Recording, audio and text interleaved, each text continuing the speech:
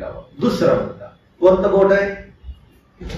Ring finger. हा, ring finger. ठीक आहे. देवाचे वचन काय करा आता? फक्त ऐका, एवढंच नाही. आता काय करायचंय?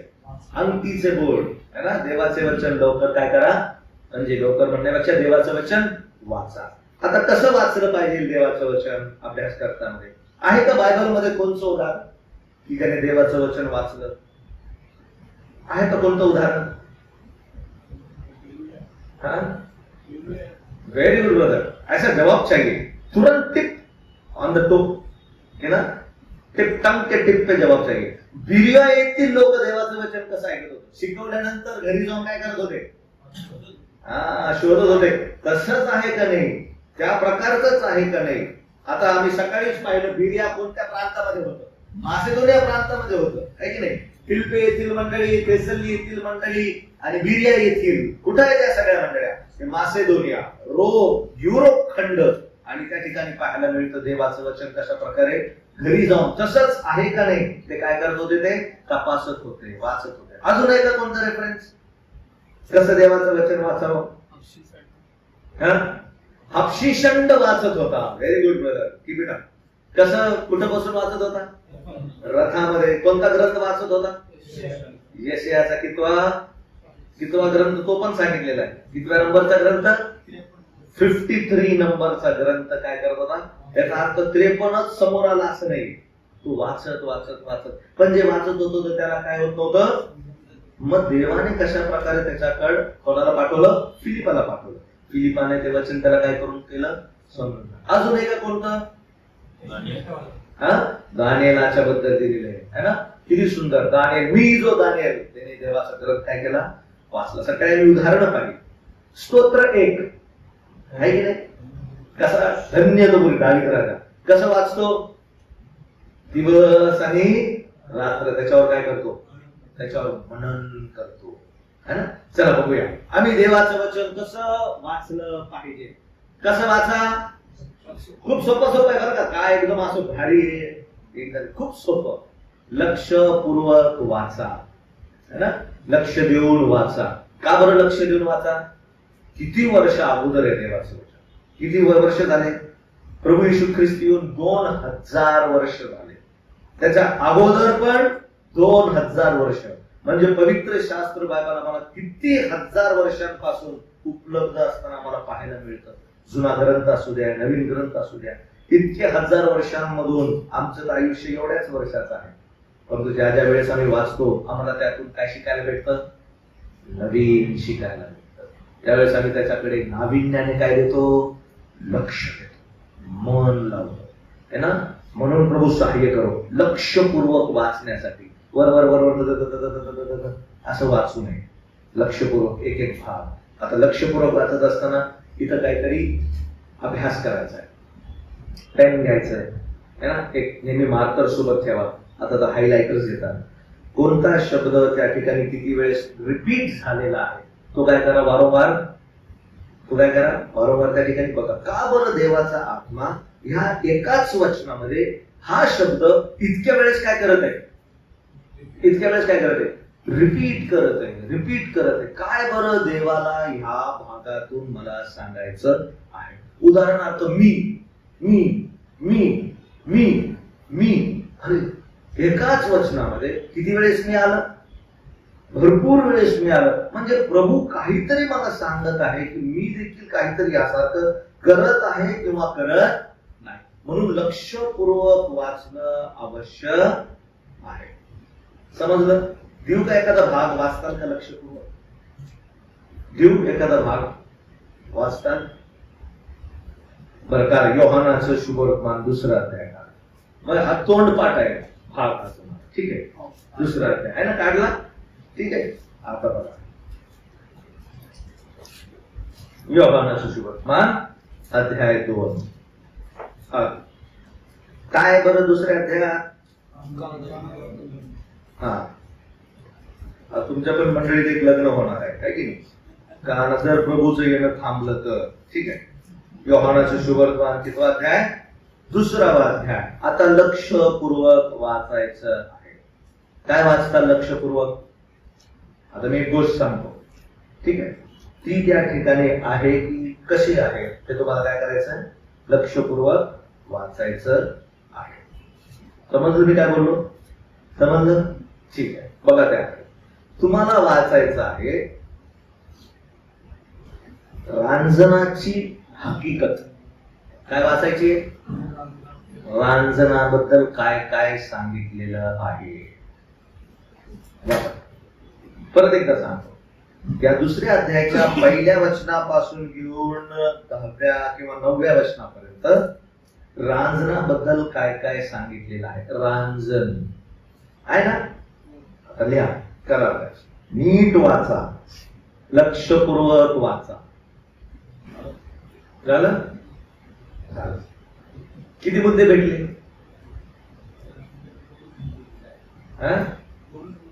2 मुद्दे भेटले. सांगा काय भेटले? प्रकाश ब्रदरला 2 मुद्दे भेटले. हा, बोला. Very good.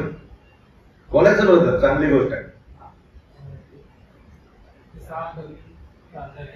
हा,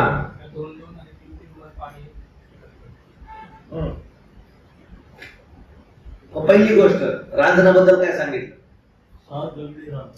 त्याची संख्या सांगितली. काय सांगितली? संख्या. अशीच सांगितली का? 6.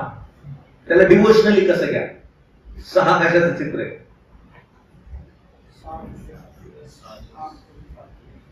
हा, मग 6वं कशाचं चित्र आहे? 6 अपूर्णतेचं चित्र आहे, 7वं पूर्णतेचं चित्र आहे की नाही? डिवोशनली कसा अभ्यास करायचा? संख्या किती आहे? दगडी रांजण 6 दगडी रांजण आहे की नाही? संख्या. दुसरी, त्याच्यात काय भरत? हा, फक्त संख्या सांगितली नाही, त्याची क्षमता सांगितली. काय क्षमता सांगितली? हा, गॅलन, 20 गॅलन आहे ना, जेवढं गॅलन बसवलं एवढं त्याच्यात काय ठेवलेलं होतं?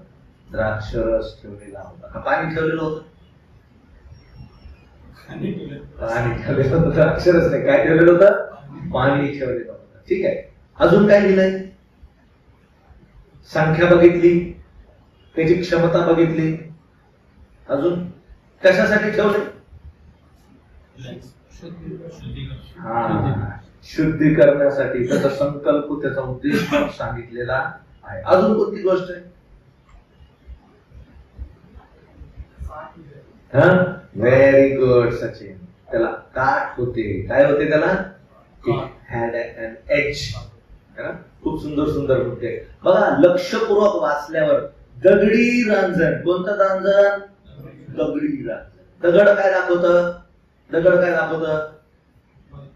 हा, आम्ही पण दगडासारखे होतो है ना. आमचं अंधकरण कसंच होतं? दगडासारखं होत आहे की नाही? हा, दगड अजून काय दाखवतो? जुन्या करारामध्ये दगडी पाट्यांवर देवाने काय दिल्या? 10 आज्ञा दिल्या. नवीन करारामध्ये हे दगडी रांजण आम्हाला काय पाहायला भेटतं? शुद्धीकरणासाठी काय करण्यात आलेली होते? ठेवण्यात आलं होतं. परंतु जुन्या कराराची शुद्धीकरण नवीन करारामध्ये चालत नाही. म्हणून त्या शुद्धीकरणाचं पाणी पण काय झालं? समृद्धीचं सांगितलेलं आहे, आम्हाला पाहायला मिळतं. जर तुम्ही बारकाईने त्याचा काय केला? अभ्यास केला. आता 2 गोष्टी आहेत बघा.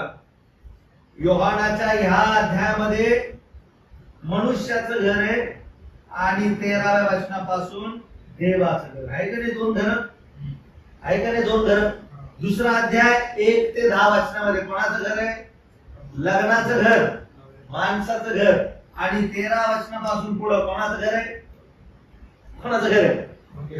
देवाचं घर आहे. दोन्हीही घरामध्ये कोणता सेम टॉपिक आहे? शुद्धीकरण. कोणता टॉपिक आहे? क्लेन्झिंग आहे की नाही? शुद्धीकरणाचा. तर अशा प्रकारे लक्षपूर्वक, डिवोशनली, डॉक्ट्रिनल मी काय करू शकतो? अभ्यास करू शकतो. त्याच्यामध्ये प्रभूने काय भरलं? काटोकाट. काटोकाट भरलं याचा अर्थ काय? परिपूर्ण भरलं. काय भरलं? पाणी भरलं. पाणी भरलं काटोकाट. परंतु ते पाणी कशाचं बदललं? काय झालं पाण्याचा? पाण्याचा काय झाला? द्राक्षरस झाला. द्राक्षरस कशाचं चित्र आहे? बायबल मध्ये आनंदाचं चित्र आहे. कशाचं चित्र आहे? आनंदाचं चित्र आहे. याचा अर्थ देव जो आनंद देतो तो कसा आहे, इतका फुल झालाय. आता बाहेरून काय टाकता येईल का, नाही. म्हणजे बाहेरचा आनंद आतमध्ये येणार नाही. इतका देवाने विश्वसणाऱ्याला परिपूर्ण काय दिलेला आहे, आनंद देत. कोणत्या रांजणामध्ये, दगडी रांजणामध्ये देवाची परिपूर्णता मला पाहावयास मिळते. लक्षपूर्वक वाचणं ह्याकरिता गरजेचं आहे. आता तुम्ही 3-4 मुद्दे सांगितले. जर अजून अभ्यास करता तर तो कुठं ठेवलेले आहे, 6 दगडी रांजण, आतून कसे, बाहेरून कसे, लोक का बरं त्याच्याकडे जायचे, असे अनेक बाबी तुम्हाला त्यामधून शिकायला मिळतील आणि तुमचा एक सुंदरसा अभ्यासक्रम काय होईल त्या ठिकाणी तयार होऊ शकतो. ठीक आहे. म्हणून कसं वाचा, लक्षपूर्वक वाचा. मी फक्त दगडी रांजण सांगितलं है ना. दगडी रांजण अशा ठिकाणी ठेवलेले होते की त्याच्याकडे सगळ्या माणसांचं लक्ष होतं, सगळ्या माणसांचं. आता हे दगडी रांजण पाणी आत ठेवलेलं होतं का बाहेर ठेवलेले होते, हे बाहेर. शुद्धीकरण घराच्या आत होतं का बाहेर होतं, बाहेर ठेवलेले असायचे आहे की नाही. मग आम्ही पण कसे होतो, बाहेरचे असे होतो, दगडासारखे असे होतो. पण प्रभूने आपलं जीवन कसं केलंय, त्याच्या आनंदाने काय केलं, भरून काढले. असे अनेक डिव्होशनल अभ्यास लक्षपूर्वक देऊन आम्ही काय करू शकतो, वाचू शकतो. म्हणून पहिली गोष्ट लक्षपूर्वक वाचा. लक्षपूर्वक वाचल्यावर आम्हाला असे मुद्दे पाहायला मिळतील. दुसरी गोष्ट, दररोज नियमित वेळी आणि शांत ठिकाणी वाचा. नियमित वेळ मीन्स रुटीन, रुटीन करा त्याला. लवकर पॉइंट. शांत ठिकाणी वाचा बरं का. शांत ठिकाणाचा अर्थ डोंगरावर याच्यावर त्याच्यावर जाऊ नका. अनेक लोक तुम्हाला संन्यासी म्हणतील नाही तर, ठीक आहे. शांत ठिकाण मीन्स मेक युअर प्लेस. तुमच्या घरामध्ये एक ठिकाण बनवा है ना, ज्या ठिकाणी आता कचरावाला पण किती वाजता येतो, काय काय ठिकाणी 7 वाजल्यापासून यायला सुरुवात होतो, त्याचं डिस्टर्बन्स होत होतं, त्याचे गाणे लावतो. आता इथं तर घंटी आहे, पण आमच्या इथं काय, त्याचे गाणे सुरू होतात. मग गाणे सुरू झाल्यानंतर मग लक्ष राहत आणि तो पण मुद्दा मग काय करतो, त्या कॉलनीत आला कारण लोक उठत नाही. उठत नसल्यामुळं तो अजून आवाज काय करतो, मोठ्याने करतो. ठीक आहे. म्हणून शांत वेळ विदाउट एनी डिस्टर्बन्स, काय डिस्टर्ब होणार नाही, कुटुंबाचं डिस्टर्बन्स नको है ना. फोन मोबाईल हा सगळ्यात मोठा डिस्टर्बन्स आहे, त्याचा पण डिस्टर्बन्स व्हायला नको. म्हणून शांत ठिकाण है ना. आणि विशेष करून दररोज keep it regular, not irregular. ठीक आहे. आता हे सगळं बोलायची आवश्यकता नाही. तुम्ही करत असाल, जर करत नसाल तर स्टार्ट इट अगेन, पुन्हा सुरू करू शकता. जस्ट डिसिप्लिन युअर लाईफ है ना. आम्हाला नेहमी एक शिकवायचे, रात्री झोपायच्या अगोदर काय कर, त्या ठिकाणी जा, त्या ठिकाणी काय घे, बघ आपला काय बनव, त्या ठिकाणी एक टेबल बनव, त्या टेबलावर काय ठेव, त्या टेबलावर आपलं बायबल ठेव. मग काय कर, मग त्या टेबलाच्या त्या ह्याच्यावरती काय ठेव, पेन ठेव. नाही तर मग सकाळी पेन शोधायमध्ये, मग त्याची रिफिल झटकण्यामध्ये काय होईल, उशीर होईल. आणि मग ते झाल्यानंतर रात्री काय ठेव, अजून त्याच्या बाजूला एक पाण्याची बॉटल ठेव आणि सोबत काय ठेव, एक नोटबुक ठेव है ना. रात्री अशा प्रकारे तयारी कर आणि खुर्ची त्याच्या समोर आणून ठेव आणि झोपायला जा. आणि अशी प्रार्थना कर, प्रभू मला सकाळी 6 वाजता उठव. बरोबर प्रभू तुम्हाला 6 वाजता, 6च्या अगोदरच उठव. 6ला कधीच उठव, कधी उठवाल, 6च्या अगोदरच उठव. तुमच्या ब्रेनने, तुमच्या मनाने ही तयारी केलेली असताना त्याच्यामध्ये दैवी पुरवठा मला पुरवतो. बरोबर 6च्या आधी मला उठवल आणि माझे पाऊल पुढे घेऊन जाईल. ही तयारी आहे है ना. हे करणं गरजेचं आहे. एव्हरी नाईट काय करा, बघा आपलं टेबल, आपली जागा, आपलं पेन, आपले नोटबुक, आपलं बायबल, पाणी व्यवस्थित त्या ठिकाणी आहे का है ना. रात्री त्याची विशेष तयारी करून झोपा. सकाळी प्रभू बरोबर आवाज देतो आवाज. ठीक आहे. म्हणून यशायाच्या पुस्तकामध्ये आम्ही वाचतो, तो रोज सकाळी माझे काय करतो, शिष्यांप्रमाणे ऐकावे म्हणून माझे काय उघडतो, माझे कान उघडतो. ठीक आहे. चला काय पाहिलं, दररोज नियमित वेळ. Morning is the best time, the best time. काही नसतं आतमध्ये. ठीक आहे. म्हणून सकाळची वेळ सगळ्यात उत्तम वेळ आहे. तिसरी गोष्ट, वेळापत्रक तयार करून वाचा. Keep a calendar. आता तर रेडीमेड पण भेटते कॅलेंडर. वर्षभराचा प्लॅन असेल, ठीक आहे, किंवा 6 महिन्याचा, 2 महिन्याचा प्लॅन असेल, ठीक आहे, तो प्लॅन सोबत ठेवा. मोबाईल मध्ये पण तुम्हाला भेटू शकतो, प्रिंट आउट घेऊ शकता तुम्ही. आज किती अध्याय वाचायचे, सकाळी किती अध्याय वाचायचे, आहे की नाही, कोणता भाग वाचायचं, त्याचं काय बनवा, एक कॅलेंडर बनवू शकता तुम्ही. ठीक आहे, वेळापत्रक तयार करून वाचा.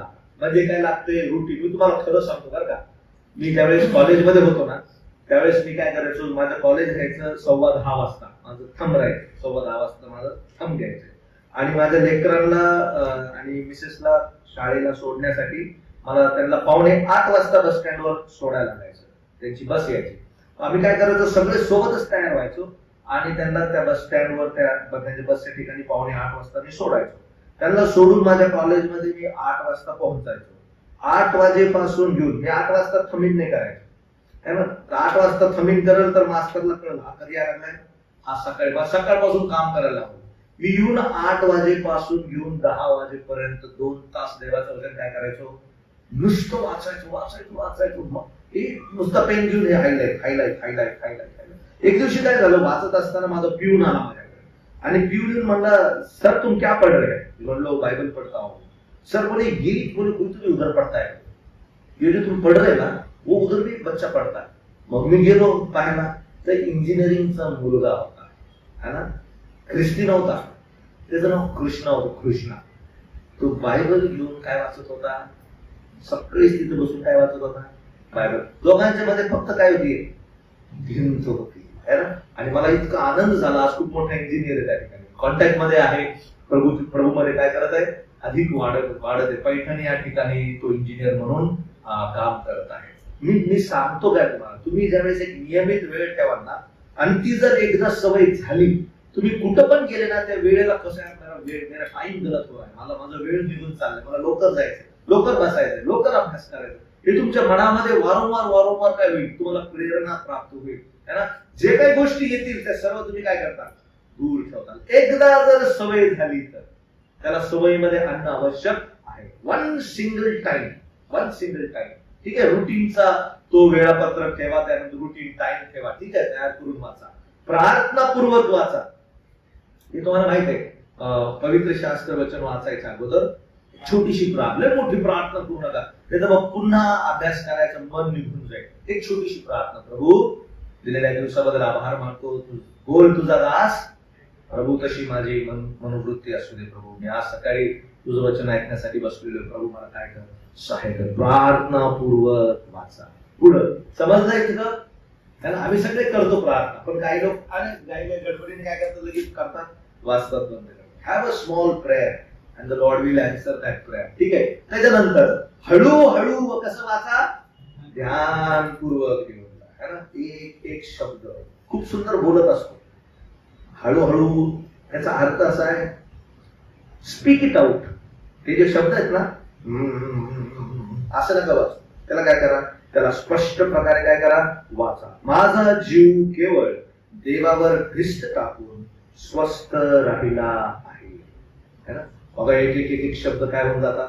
आता मी सहज असंच वाचलंय, समोर दिसलं असंच वाचलं सर, पण काय शुद्ध आहे बघा. माझा जीव केवळ देवावर ख्रिस्त टाकून कसा राहिला आहे, स्वस्थ. लय टेन्शन आहे कामावर, लय प्रॉब्लेम आहे कामावर, असं देवासोबतची मी मला काय करतं, काय देवावर ख्रिस्त ठेवून कसा राहा, स्वस्त राहा. हळूवार वाचा, मोठ्याने वाचा, उच्चार करा, है की नाही. आणि घरच्यांना सांगायचं, ह्या वेळेपर्यंत ना दूध मागवा, ना टोस्ट मागवा, ना ब्रेड मागवा, काय असेल ते स्वतः जाऊन घेऊन या. वाचायला बसलं की मी आवाज येतात वेगवेगळे. ठीक आहे, हळूहळू व ध्यानपूर्वक वाचा. पुढचं है ना, संशोधन किंवा रिसर्च, है ना, विकल्प बनवा. जसं मी म्हटलं 5W and 1H, रिसर्च विकल्प बनवा, है ना. याचा अर्थ असा आहे, उसको खोजो.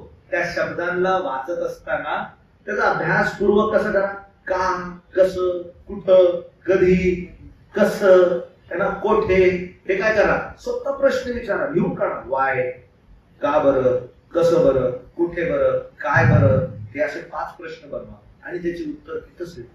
कदाचित खूप सोपे उत्तर असतील, पण तुमचा खूप सुंदर तो वेळ मनाचा जाईल. ठीक आहे, म्हणून कसं वाचा, रिसर्च टाईप वाचा, सखोल ह्याच्यामध्ये जाऊन काय करा, वाचा. तो त्या ठिकाणी मूळ अर्थ आहे. त्याच्यानंतर कसं वाचा, वही ठेवा आणि वहीमध्ये नमूद करून वाचा. आता वही पण नसली पण वही इज ऑलवेज गुड. मोबाईल मध्ये पण नोट पॅड आहेत, नोट्स आहेत, ठीक आहे. तुम्ही दिवसभर काय करू शकता, मग त्यामध्ये रवंत करू शकता त्या गोष्टीमध्ये. पण थोडस सावध राहा मोबाईल हाताळताना, ठीक आहे, कारण अनेक अडखळणा असू शकतात. त्यानंतर टिपण लिहिण्यासाठी एक चांगला पॉइंटेड काय ठेवा, पेन ठेवा, ठीक आहे. मोठा पेन किंवा शाई फुटती मध्ये मग लगेच आपल्याला मग लगेच कंटाळा येतो, फ्रस्ट्रेशन होतो. मस्त तयारी बियारीने बसलं, पेन उघडला, बसला आल्यावर फुटला पेन, है ना. म्हणून थोडं लक्ष द्या, काय बिटवू नका, हे करू नका, है ना. म्हणून पहिलेच त्या अगोदर एक पॉइंट पेन काय करा, त्याचा वापर करा. मी नेहमी अशा प्रकारे आणि पॉइंट पेन 0.5 म्हणजे ते बायबल मध्ये पण लिहिता येतो, बारीक पेन असतो, ठीक आहे. ते फुटत नाही तो पेन, तो पण वापरू शकता, ठीक आहे. हा सगळं देवाचे वचन वाचण्याच्या संदर्भामध्ये. कोणतं बोट पाहिलं, अंगठ्याचं की अंगठीचं, अंगठीचं. दोन गोष्टी पाहिल्या. पहिलं काय, वचन ऐका, दुसरं वचन वाचा. हळूहळू नाही, हळूहळू वाचा, पण मनातल्या मनात वाचू नका, मोठ्याने घेऊन वाचा, ठीक आहे. लिहायचंय. हे सगळे शॉर्ट नोट्स काढलेले आहेत तुमच्या ह्याच्यामधले, सगळ्यात शॉर्ट नोट्स वाचन करून त्याची शॉर्ट नोट्स काढलेले आहेत, ठीक आहे. आणि इझी लक्षात राहील तुमच्या या सगळ्या गोष्टी. Okay, next. तीसरी उंगली कौन सी है, अभी मिडल फिंगर, है ना. किंवा ज्याला आम्ही म्हणतो मोठे आणि मधले बोट. देवाच्या वचनाचा अभ्यास करा, ठीक है. ये देख के हम रुक जाएंगे. ओके, आता कसं करायचं देवाच्या वचनाचा अभ्यास. पहिली गोष्ट, पवित्र शास्त्राच्या पुस्तकांचा अभ्यास. पहिला कोणता अभ्यास करायला लागेल, how many books are there in the Bible, ठीक आहे. पाठ 66 पुस्तक. जुन्या करारात किती आहेत, कोणाला विचारू.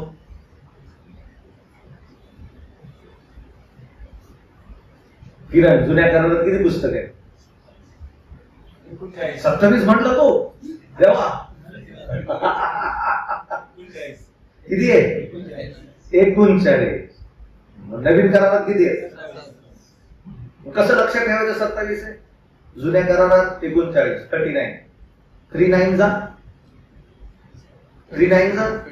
27. नवीन करारात किती आहे, असे असे लॉजिक लावून काय करायचं, लक्षात ठेवायचं. जुन्या करारामध्ये 39, 3 जा 27. नवीन करारात किती आहे, 27, ठीक आहे. असे लॉजिक्स लक्षात ठेवण्यात आपल्याला मदत करतात.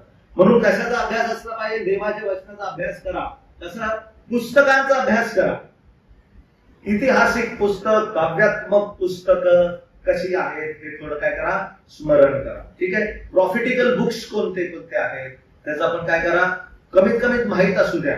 किती पत्र आहेत, किती काव्यात्मक आहेत, किती ऐतिहासिक आहेत आणि किती काव्यात्मक आहे, याचं काय करा, कमीत कमीत एक आयडिया तुम्हाला असू द्या. आता तुमच्यापैकी अनेक लोकांना त्याचा एक काय आहे, एक अंदाज आहे की हा पुस्तकांचा भाग काय आहे. म्हणून पुस्तक स्मरणात असू द्या. हे पुस्तक जुन्या करारात आहे का नवीन करारात आहे, हे पण आपल्यापैकी अनेक जणांना काय आहे, ठाऊक आहे. बरं, मग हे जे पुस्तक आहे, हे पुस्तक वाचल्यानंतर कोणतं पुस्तक मी ह्या पुस्तकाच्या सोबत वाचणं आवश्यक आहे हे मला समजलं पाहिजे. जसं दानिएलाचं पुस्तक घेतलं तर प्रगटीकरण, किंवा प्रगटीकरण घेतलं तर दानिएलाचं पुस्तक वाचणं आवश्यक आहे. बघा, प्रभू नेहमी नाही का आम्हाला वारंवार देवाचं वचन विसरू देत नाही.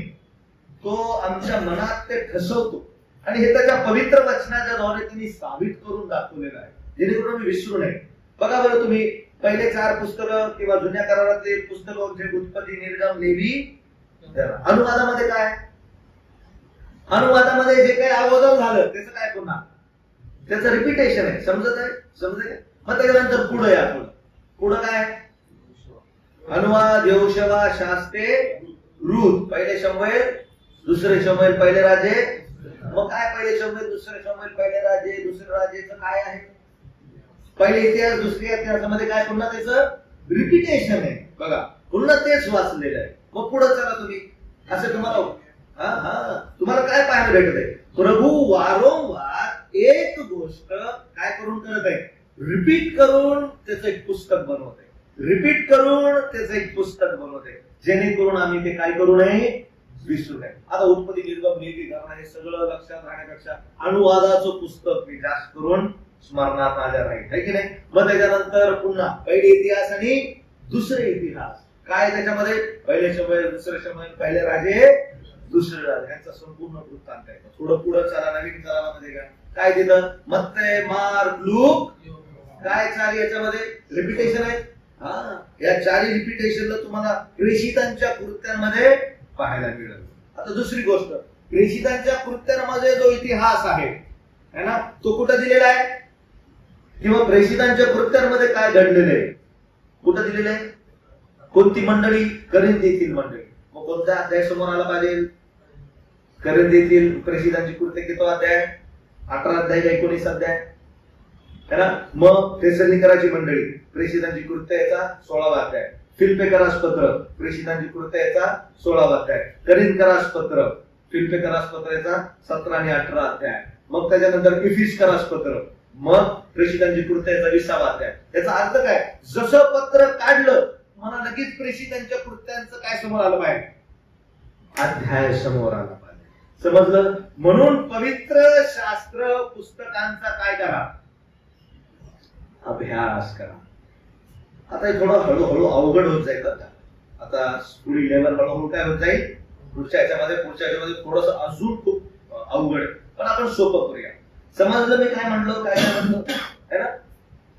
कोणतं पुस्तकाचा रेफरन्स कुठं दिलेला आहे ते फक्त लक्षात राहिलं. जसं म्हणलं करिंथची मंडळी, लगेच इथं वाद, थेसलोनिकतील मंडळी, लगेच प्रेषित मध्ये. म्हणजे याचा अर्थ काय, जे काही प्रेषितांच्या कृत्यांमध्ये इतिहास घडलेला आहे त्यांची प्रूफ किंवा त्यांचं अस्तित्व आम्हाला मंडळांमध्ये पाहायला मिळतं.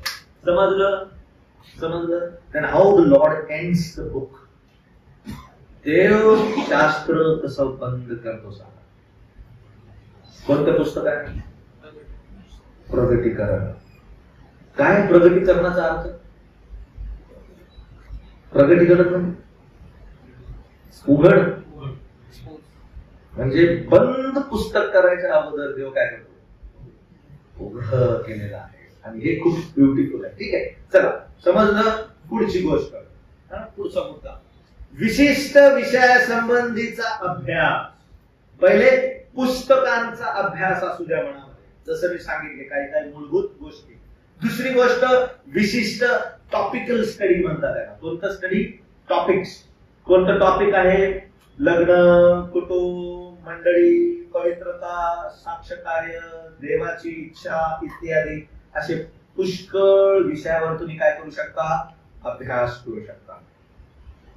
समजलं. आता एक विचारू, फक्त विचारू. लग्न म्हणता क्षणी कोणता अध्याय समोर आला, टॉपिकल स्टडी आहे ना, लग्न, कोणता विषय लगेच समोर आला, व्हेरी गुड, उत्पत्ती 24. अजून तुम्ही लग्नात वचन नाही लक्ष देत वाटत. इफिसकरास पत्र कितवा अध्याय, 5वा अध्याय, व्हेरी गुड. अजून लग्नच बघत आहे, टॉपिकल स्टडी. लग्न म्हणता क्षणी, पण लग्न वांगनिश्चय, एंगेजमेंटला कोणता विषय वापरला जातो, उत्पत्ती 24. अजून कोणता वापरला जातो. मी काय म्हणत आहे, जसा विषय समोर आला तसं माझं लक्ष कुठं, आता चहाकडे लक्ष. ठीक आहे.